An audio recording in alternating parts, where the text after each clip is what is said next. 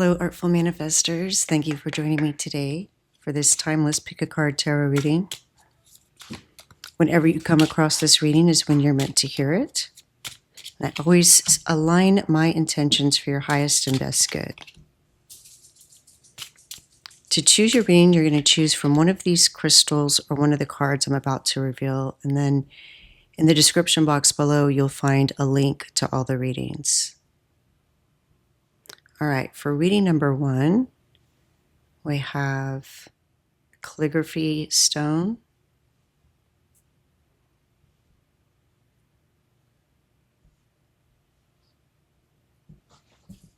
And for reading number 2, we have Jet. If you hear little feet in the background, those are my dogs. They like to be a part of your reading.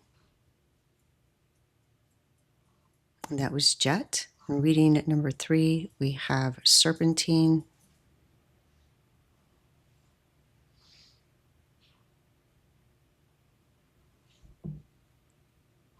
All right, let's look at the cards. For reading number 1, this is the image. It's card number 25.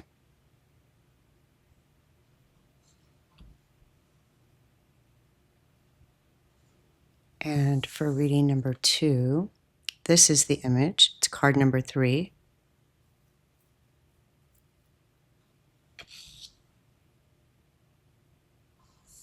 And for reading number 3, this is the image. Card number 6. All right, let your intuition guide you. Whichever image or crystal you're most drawn to is most likely the reading meant for you. Of course, you're always welcome to listen to 2 or even all 3 of the readings. If you're drawn to that, there may be additional messages for you there. Enjoy your reading. Hello, reading number 1. You chose the Calligraphy stone, sometimes called Arabic script stone or Miriam stone. It carries a distinct spiritual vibration tied to harmony, wisdom, and divine communication. Its swirling, script-like patterns resemble sacred writing, giving it an aura of mystery and reverence. So just want you to look at that and see if you see anything in those images. You can even pause to look at it closer. The natural quote-unquote script patterns are believed to hold messages from the divine. It helps you listen more clearly to higher guidance, ancestors, or spiritual teachers. It's excellent for meditation, prayer, or ritual where written or spoken word holds power, which, by the way, that's always, your spoken word always holds power. Wisdom and knowledge. It supports learning, memory, and integration of spiritual teachings. Aligns with those who are students of ancient texts, mysticism, or esoteric wisdom. It encourages seeing life as a living scripture where every experience is a lesson. It's associated with harmony and balance, promoting harmony in relationships and communities. By smoothing communication, it balances yin and yang energies within, restoring inner equilibrium, encourages patience, compassion, and understanding in dialogue. And it's also a stone of manifestation and creativity. The stone resonates with writing, chanting, journaling, sigil making. It anchors affirmations and attentions, or intentions rather, turning them into living prayers. Inspires creative expression through words, symbols, and artistic flow. So think of a book of spells or book of shadows that you write in, or incantations you say out loud, positive affirmations chanted like a mantra. And it offers protection and grounding through spiritual expansiveness. It keeps you grounded in truth and integrity. Traditionally, it was carried as a protective talisman, safeguarding against deceit or harmful speech. It assists in staying rooted while exploring mystical realms. So it could help you in discernment of what other people are saying, kind of reading between the lines. And I'm curious if you're getting ready to sign some kind of contract. And I'm getting a message to just make sure you read everything thoroughly. We have a lot going on astrologically at this time. Lots of energies that are influencing things. So you may have even noticed recently different little things coming up. I'll just say that. And so yeah, if you're about to sign a contract or anything like that, any kind of document, just be thorough in reading it. And then any communications with people, be discerning as far as what they're not saying, and, reading between the lines. All right. And the image that you chose, the card you chose, ring, card 25, which reduces to 7, which is a spiritual and lucky number. And I'm hearing spiritual lesson. We see here the ring. Yes, it says ring, and that's in forefront. But as soon as I pulled this card, what my guides showed me was this genie's lamp and this genie. And there's a message about being careful what you wish for. The story of the genie's lamp comes with a warning of being careful how you word things, right? And then we have this calligraphy stone, which is reading between the lines or contracts or discerning what people are saying by what they're not saying. And same thing for you. So definitely there's some message here about you tweaking your communication skills, both in what you speak, how it's received, what you intend versus what it is you want. Not what you want, but versus how you say it, and aligning those two things. And then also being better at discerning what others say. All right, let's get some tarot cards and find out more about this. I feel this is going to be a level up for you, for your communication skills, both in discerning, interpreting, and communicating not just to others, but to the universe itself, to the cosmos, to source, so that you are aligning your words with your intentions. I feel like it's just a tweak. I feel like you're already doing this, and it's just a little tweak. So let's see how we can tweak that, what the cards say.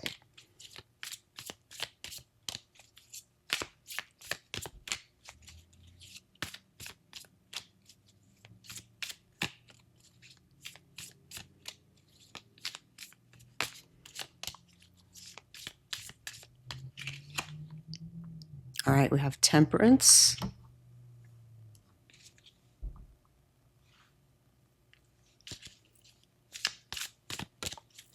Moderation and Balance, one eye open, one eye closed.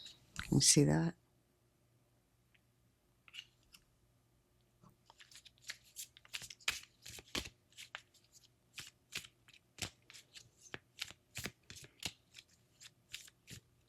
I'm hearing a balance of logic and intuition. 3 of Pentacles, collaboration, and improving your craft,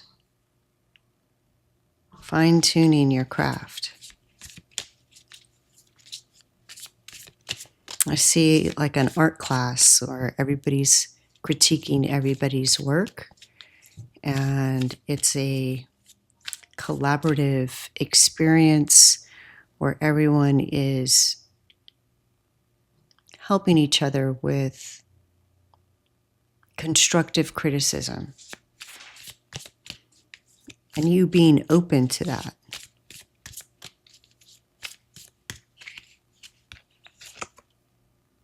Seven of Swords and 5 of Swords. Okay, interesting.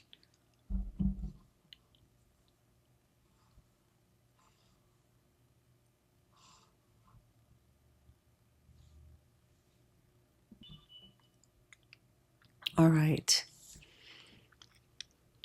Temperance is a card of alchemy, blending, and the art of walking that middle path. It speaks to the sacred union of word and will. I just bumped my knee in the table leg, where your speech becomes a vessel for divine harmony rather than hurried desire. So temperance reminds you to slow down, let silence precede your speech, and choose your words like you would blend herbs in a healing tea. Measured words, not too sharp, not too sweet, but balanced to nourish. That's the key. Intention before speaking or even writing. Take a moment to center yourself.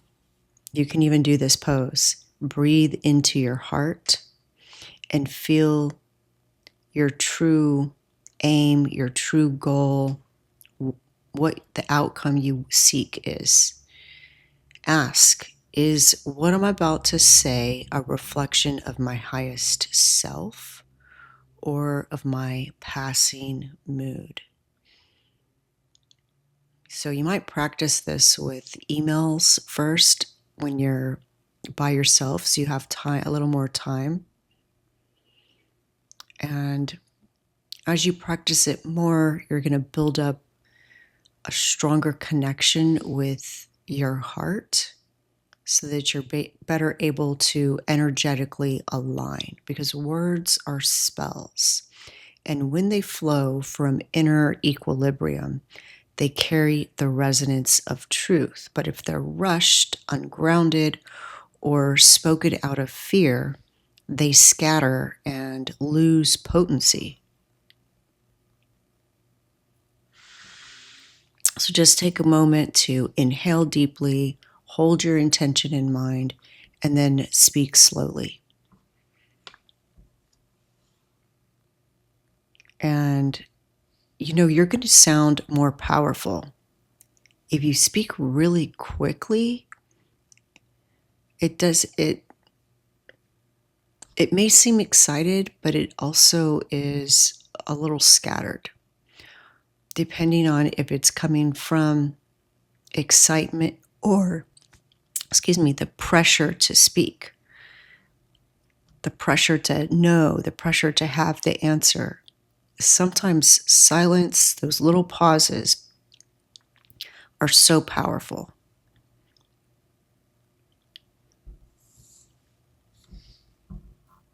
And the 3 of Pentacles is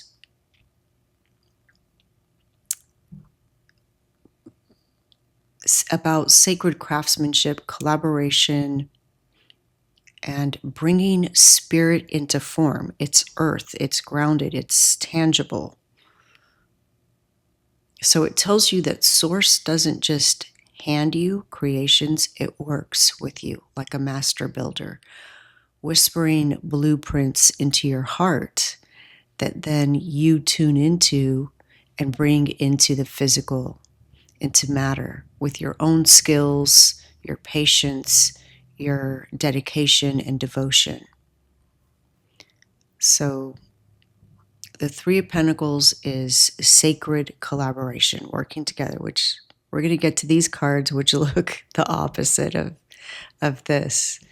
It's telling you that you are an artisan of some sorts, whether you're an actual artist or not, you are an artisan in the sense of you're creating your reality. And Source is another, and the community that you create with friends, family, colleagues, they're the third. So we see three here.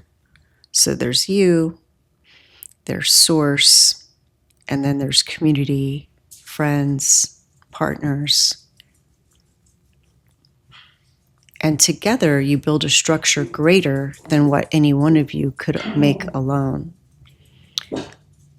And the dogs are getting excited. So this, I must be touching on something important for you. This is embodied skill. Source offers inspiration, vision, and energetic support. Your role is to refine the craft, choosing the words, painting the strokes, planting the seeds, singing the song. Co-creation is not just mystical, it is practical artistry. And you see that all of these aren't perfect. That's why there's this critique where they can collaborate and tweak and fine tune. And that's what I said at the very beginning of the reading, is that you're beginning to tweak this ability to speak into existence what it is that you want. And you do that by adding in the energy of Source and those around you that are collaborative forces. And it's also visible service. The Three of Pentacles reminds you that what you co-create is not only for you, but also for the wider circle. So Source asks you to make your gifts visible, shareable, and useful, which you do. I know you do.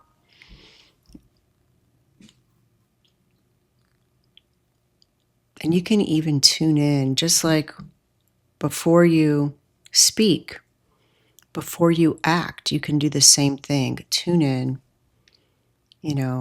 and you can ask, what is the divine blueprint for this work? Show that to me. Invite in energies like a ritual to collaborate with you. Now, this isn't giving away your autonomy or your power, but it's just inviting in energies to help you. Kind of like, let's say you want to cook something, but you don't have a stove.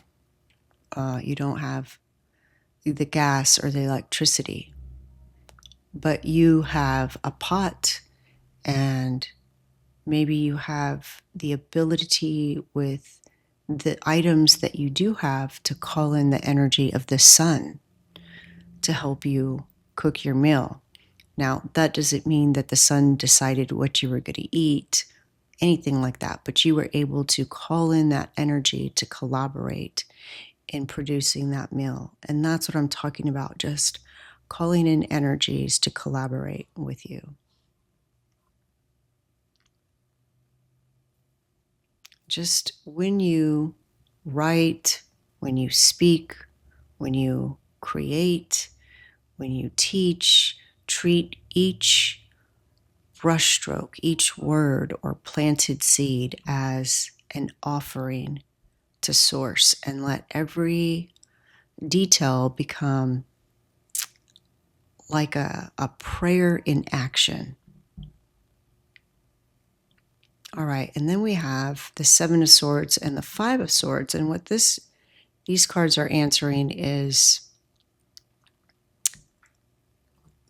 kind of the shadow side of communication, where words are not aligned with truth, where intent may be hidden, where interactions can slip into conflict or distortion.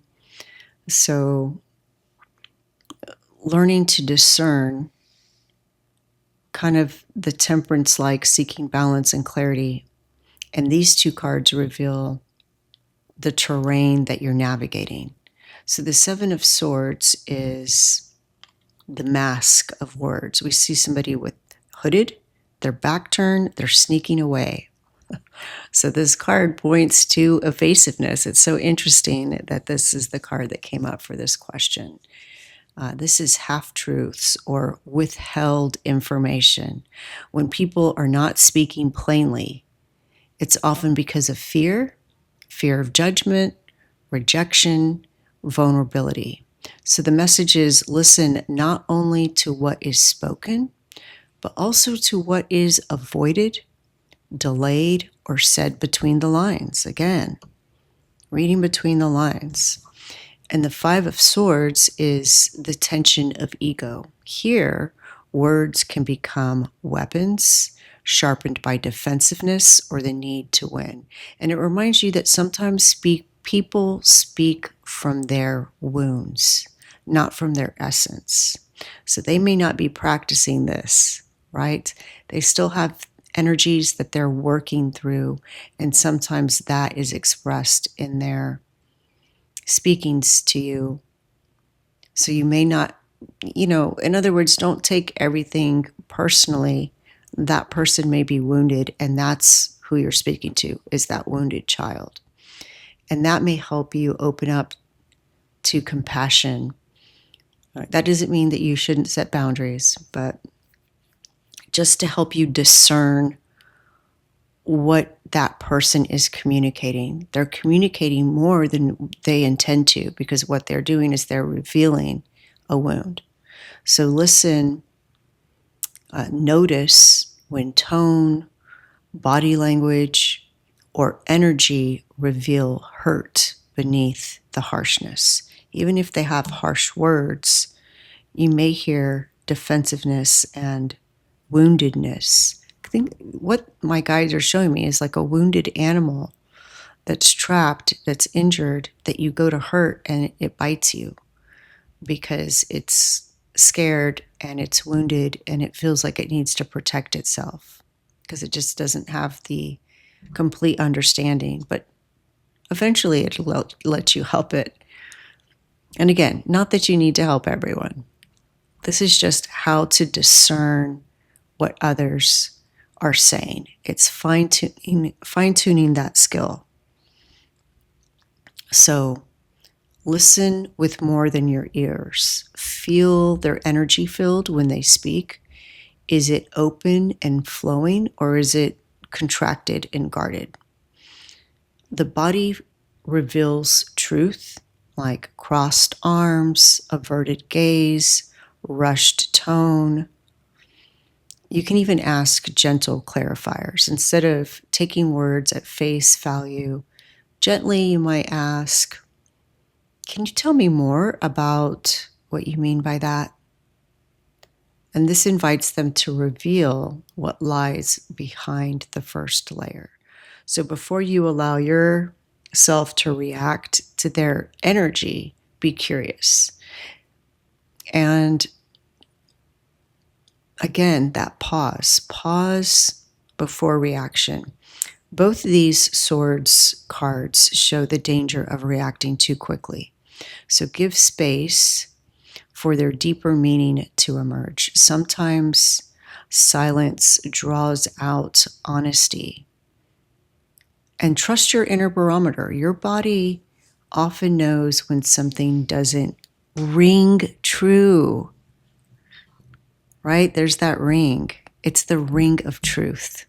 So a tightening in the chest, a twinge in the gut, an energetic static. These are signals that the spoken words and the inner truth are not aligned. So again, this is when others are speaking to you. These two cards are talking about how you can better discern other people's words. And this is how you can better align your words.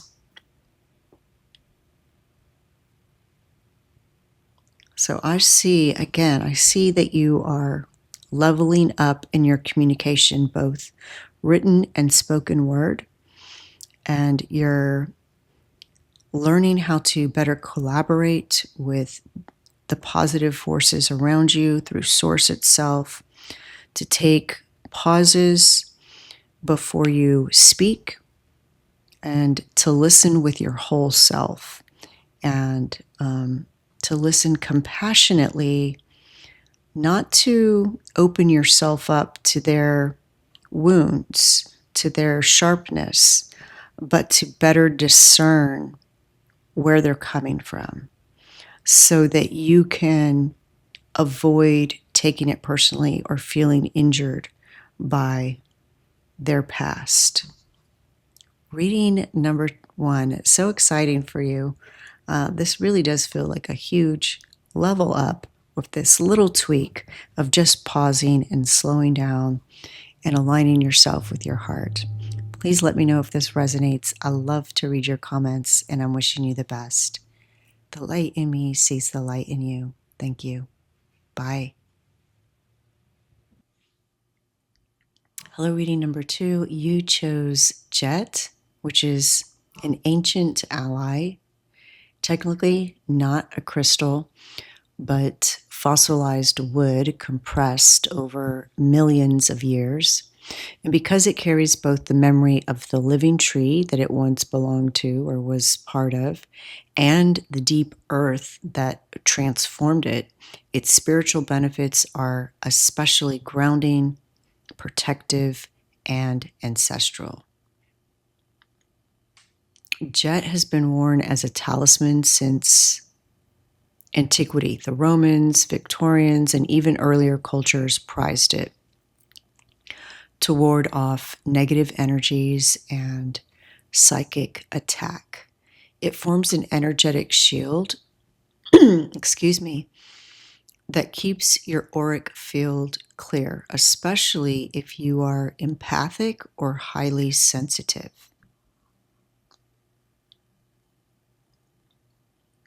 And it also connects us to ancestral wisdom.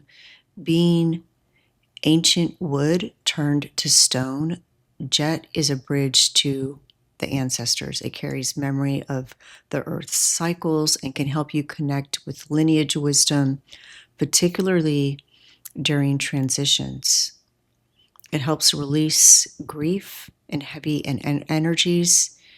Jet is strongly associated with mourning jewelry with its black color, but not in a purely sorrowful way. It helps the grieving heart to release pain.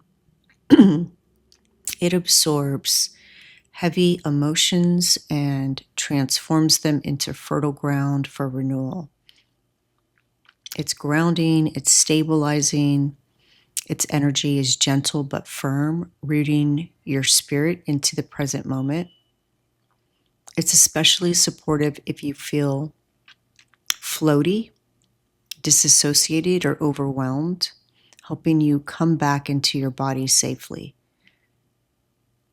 And its energy is also of purification and transformation. Just as the wood became stone, Jet teaches that endings can become new forms of being. It assists in shadow work, helping you face fears or old wounds with courage and integration. And the card that you chose, Ship. We see here a ship, and if you look closely, hopefully it doesn't blur, you see there's one person, what looks like a stork, some kind of big bird, and a cat in that ship. And the ship is shaped like a dragon, And you can see that it was decorated. Look at the frayed tassels up here on the roof. The water doesn't look very calm. It looks a little bit rough, but not too much. And so this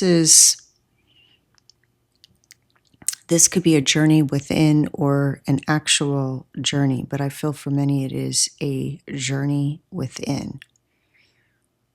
And your guides want you to know you're protected. Your ancestors want you to know you're protected.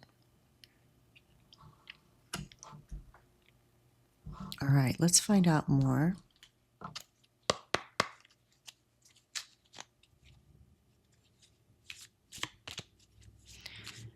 You are close to the end of this part of this journey, or you just completed something. There's definitely an ending here.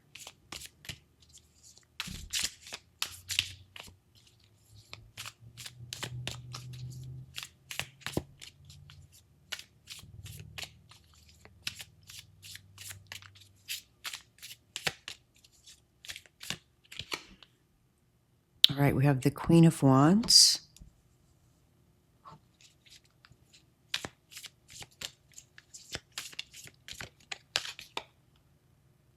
The Chariot.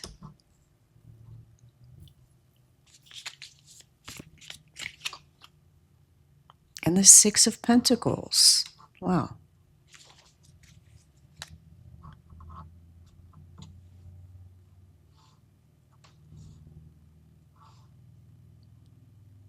So what I'm seeing is a lightning.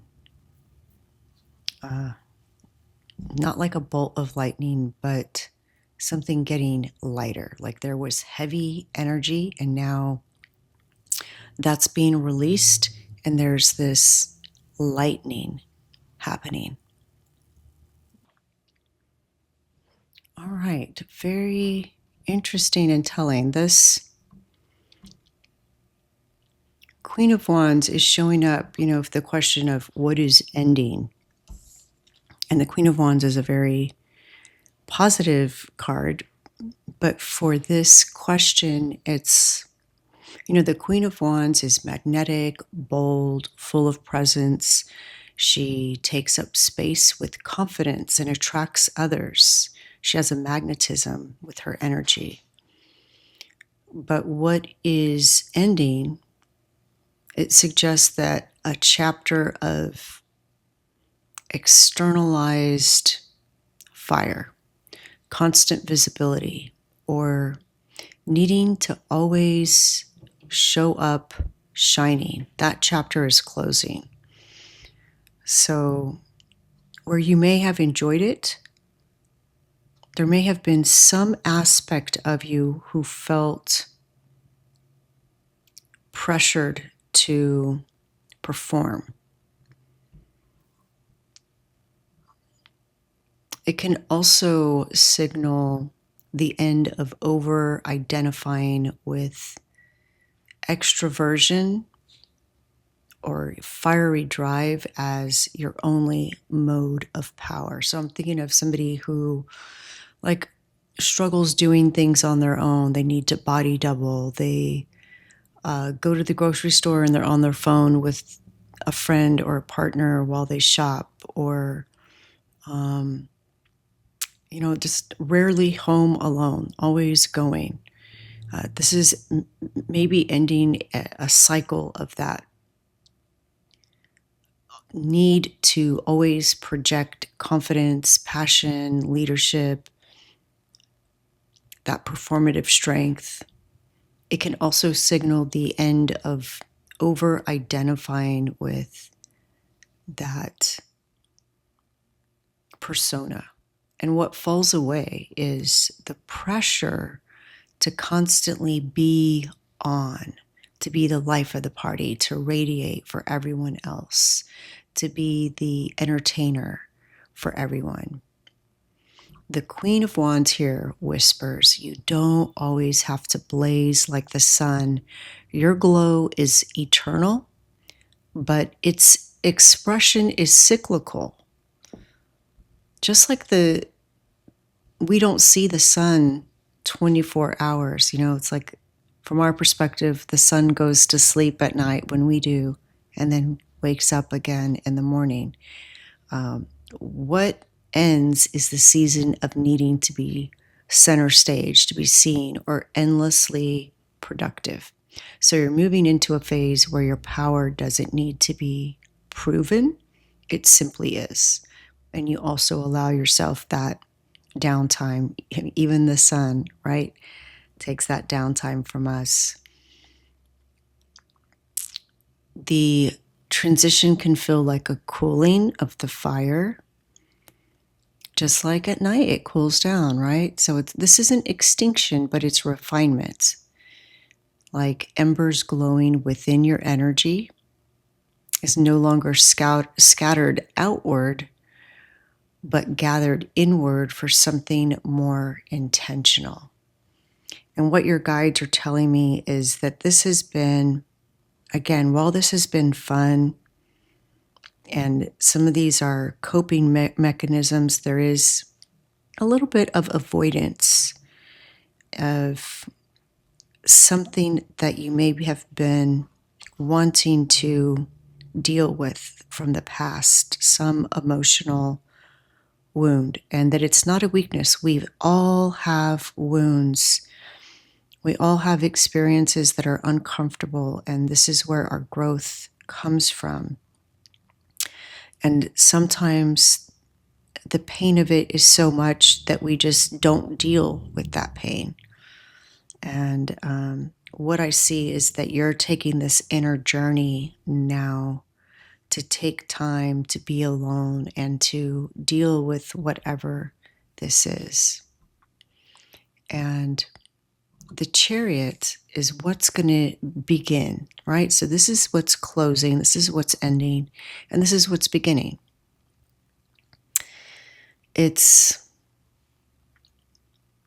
a powerful shift in tone, where the Queen of Wands spoke of the ending of having to always radiate outward confidence. The Chariot comes in as a new beginning of focused direction, willpower, and conscious movement forward.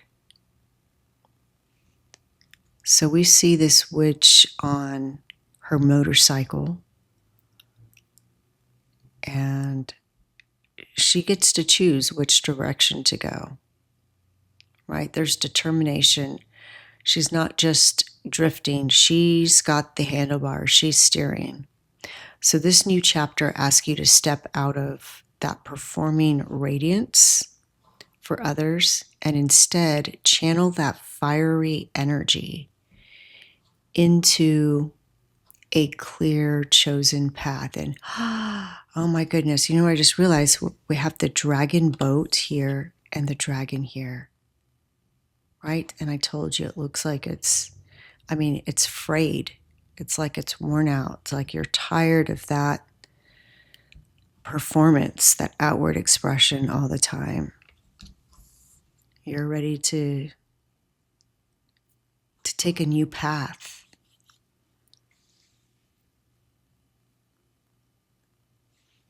You're no longer scattering your energy outward. Now you're gathering it and directing it with purpose. You're moving from performance to progress. You don't need to be dazzling to everyone, entertaining everyone, funny all the time. Instead, you're moving in alignment with your own will, your own compass. This is sacred movement. The Chariot says the new beginning is forward motion, integration of opposites, and a strong sense of agency in creating your next chapter. I love this. It's about choosing your lane. When you hold the steering wheel of your own energy, Nothing can pull you off course. You are moving from a cycle of outward visibility to one of inner alignment and purposeful direction. So I see you ready to move forward without apology. And I see that you're finding where you can focus your will to create progress instead of scattering your energy. And you're embracing discipline and direction as allies and not burdens. And then we have the Six of Pentacles, which it arrives as the promise of reciprocity, balance, and support in the material and energetic realms. So maybe here you were the one always doing and performing and holding everything together, but you weren't necessarily receiving. And this is about give and take, balance. This is the flow being restored, where once energy may have been one-sided, you giving, shining, doing. The outcome is a cycle of balanced exchange. What you put out now comes back in kind. This is aligned giving and receiving. It's not about charity, but about right relationship. You'll find yourself giving from overflow rather than depletion, and receiving from others in ways that nourish rather than feeling obligations, from either side. It's like this whole energy shift. It feels so much lighter. Yeah, I just feel so much lighter with this energy. It's like this was surface, and this is a deeper, authentic experience, and it's balanced. You can actually feel the energy flowing. So this might look like resources flowing toward you, whether that's in the form of clients, business, opportunities, collaborations, collaboration strengthening, or just simply a feeling of being supported by the universe in practical and real, tangible ways. And feeling like you have more energy, not feeling like you're depleted, but you have to keep going. So when you stop scattering your energy, which I see this is happening, it's kind of like upon you. And then you begin directing your energy with intention. So first you're like this, party boat, but after a while you're being tossed about by the sea and you feel drained, right? Now you're on stable ground and you're driving in the direction you want to go with your purpose, your intention. And the universe is meeting you with balance and generosity. This is a positive outcome of mutuality, relationships, work, opportunities that feed you and those you touch, those you interact with. Wow, this is so powerful. Reading number 2, so happy for you. Please let me know if this resonates with you. I love to read your comments, and I'm wishing you the best. The light in me sees the light in you. Thank you. Bye. Hello, reading number 3. You chose the green Serpentine,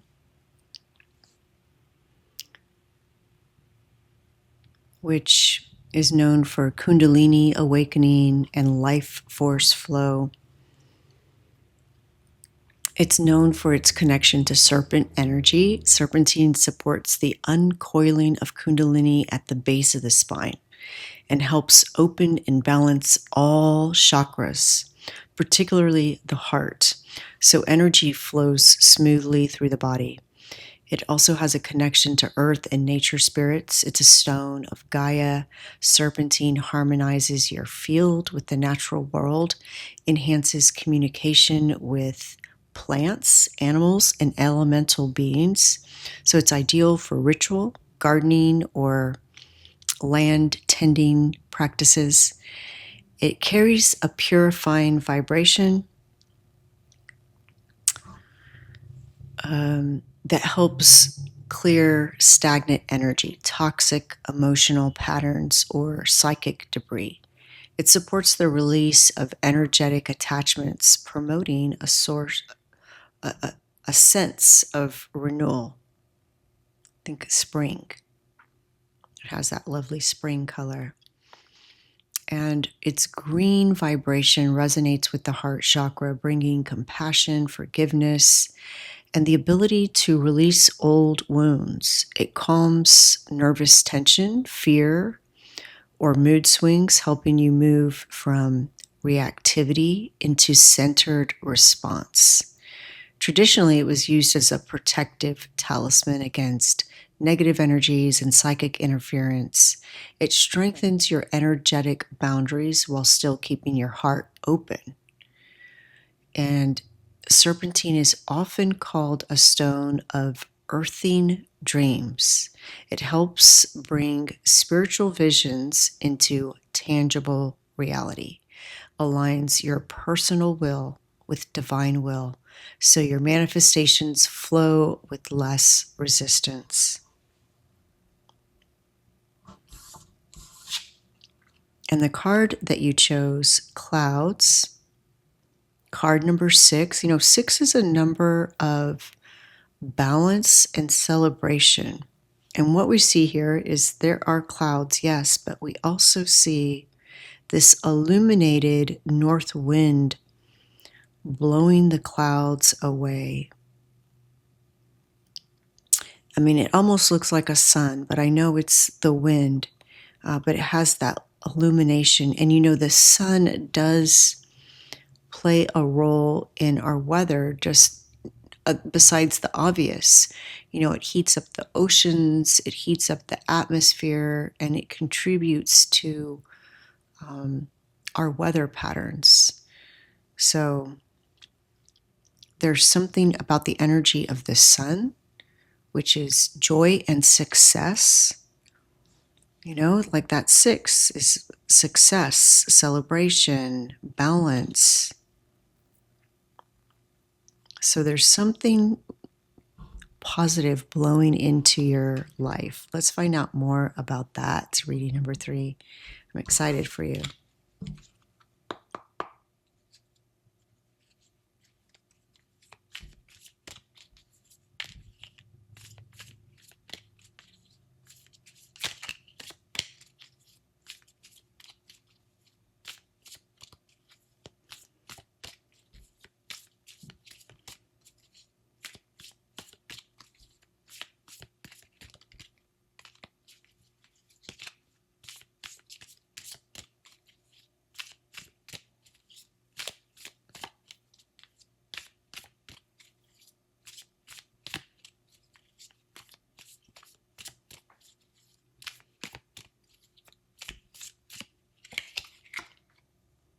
All right, justice, balance. All right, this is very specific, but if you have a legal matter that you're involved in right now that's been this dark cloud hanging over your head, just know that it looks like things are going to work out in your favor.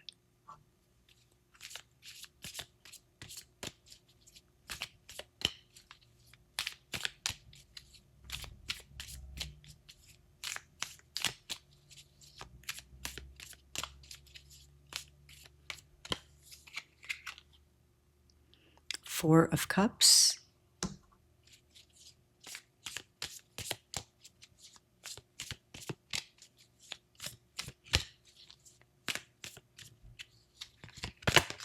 Oh, okay. And the star. Love it.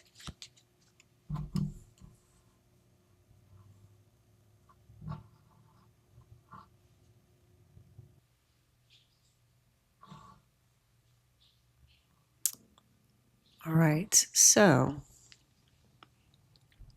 when we ask about what this force is, this north wind that's entering your life to disperse these dark clouds, we get the Justice card. And this is such a direct and sacred message. It's truth, clarity, and balance. It's a sword cutting through illusion and scales, weighing what is real. As the light entering your life, justice represents truth revealed, so the darkness begins to dissolve when the truth is named. Justice brings clarity where confusion has lived, honesty where shadow has lingered. It's sacred balance. It restores equilibrium, not by punishing, but by equalizing, correcting what has been distorted. And it's karmic light. Justice ensures that the energy you've poured into the world returns, dispersing the heaviness of old injustices and calling forth harmony. This isn't only external justice, this is inner justice. The force entering your life is the energy of self-truth, the recognition that you no longer need to carry burdens of guilt, blame, or self-betrayal. The sword of justice cuts cords to what is not yours, while the scales remind you of your sovereignty in choosing balance. This energy disperses darkness by showing you what is yours to carry and what is not, so that you can release false weights and stand in clarity. So think about where you have accepted less than your truth, because clarity is rising now. Illusions, self-deceptions are ready to be cut away, and you can bring your inner and outer worlds into greater balance. Love that. And the Four of Cups is, what you can do to help release what's not yours to carry. Because it's one thing to name it, but you've been carrying it for so long, it's so familiar, it feels like it's part of you. And the Four of Cups, we see this person not noticing the cup that's being offered. It's a card of pause, emotional re-evaluation, and noticing what truly belongs to you versus what you've been carrying out of habit, obligation, or distraction. So you're going to gain discernment through stillness. The Four of Cups invites you to pause and step back. In stillness, you can better feel what energy is genuinely yours and what has been projected onto you. And what just popped in my head, what my guides are showing me, is you laying on the ground on a flat surface, like on your floor at home, in what they would call in yoga the dead man's pose. Lying there with your eyes closed, not looking at your phone or listening to music or watching TV, just lying there in silence for 7 minutes. See if you can do it for 7 minutes. Set your timer for 8 and lie down, get in position, and just be still. And do this at least once a day and see how that starts to help. This is releasing emotional overload. Sometimes the darkness comes from taking on others' emotions or responsibilities. And this card says you don't have to drink from every cup that's offered to you. And turning towards the divine cup instead of clinging to the familiar burdens, right? His hands covering his eyes, almost blocking. Notice that he's coming in from the light, carrying this cup. And he's looking at these heavy cups. I mean, that cup even looks lighter. So shifting your gaze towards the subtle gift Source is offering, clarity, peace, or a path forward. And again, that laying in that pose, 7 minutes a day, try it for a week. After you do it for a week, see if you can keep going 2 weeks, 3 weeks, 4 weeks. After you've done it for a month, see how you feel.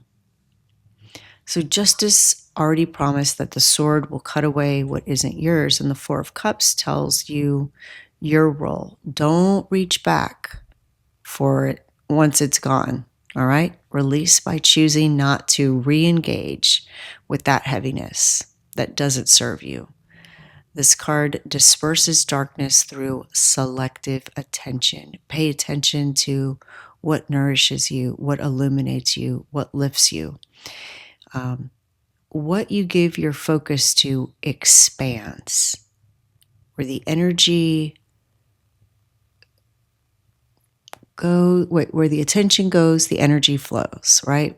So by turning away from these unhelpful emotional weights, you make room for the gift Source is extending. So you can think about the responsibilities or emotions that actually belong to someone else that you've been holding, and release those. And again, they're showing me you laying on the ground on a flat surface. If you're able to do that, I know maybe not everyone is able to do that, but if you can do that, just 7 minutes, it's going to reset something in your physical body, in your spine, and your nervous system. And begin to notice what subtle blessings or opportunities Spirit is offering you. It's already being offered. You may not just see it yet. All right, and then the star. I love this. It's the light at the end of the tunnel, the healing that follows the release. And it is, you know what? We go from the darkness to a star, to being illuminated, to being enlightened, to feel lighter. The star is hope, renewal, and alignment with divine flow. So once you turn your gaze to Source, you're going to be aligned with that divine flow. And if you can just release what's not yours to carry, that is the positive outcome. The positive outcome of healing and peace.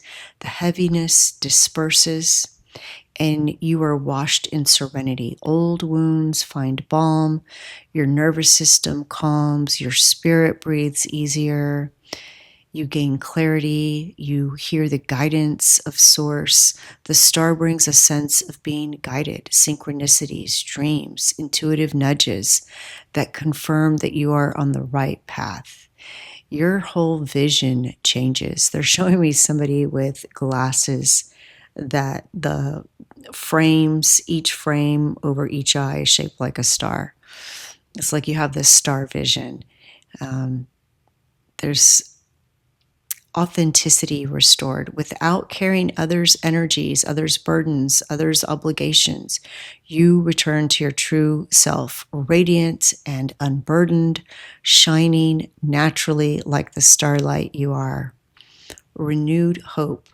Darkness transforms into trust in life again, a faith that the universe is benevolent and that beauty awaits. This is a revitalization, a restoration. The star is the reward of surrender. When justice cleared away distortion and the Four of Cups taught you not to take back what's not yours, the star crowns the process with healing and divine alignment. You stand beneath the night sky, unburdened, ready to shine as your authentic self, not because you push or perform, but because your essence is luminous. And they're showing me that something happened, some type of severance or detachment that felt like it wasn't in your control. And so it felt a little scary and cloudy and dark, but it was actually a gift because that didn't belong to you. And you're being guided to not return to it. And if you can stay true to yourself and honor yourself, then the star is your future. So beautiful. Hope, healing, authenticity, and divine guidance. I love it. Reading number 3. Please let me know if this resonates. I love to hear your comments, and I'm wishing you the best. The light in me sees the light in you. Thank you. Bye.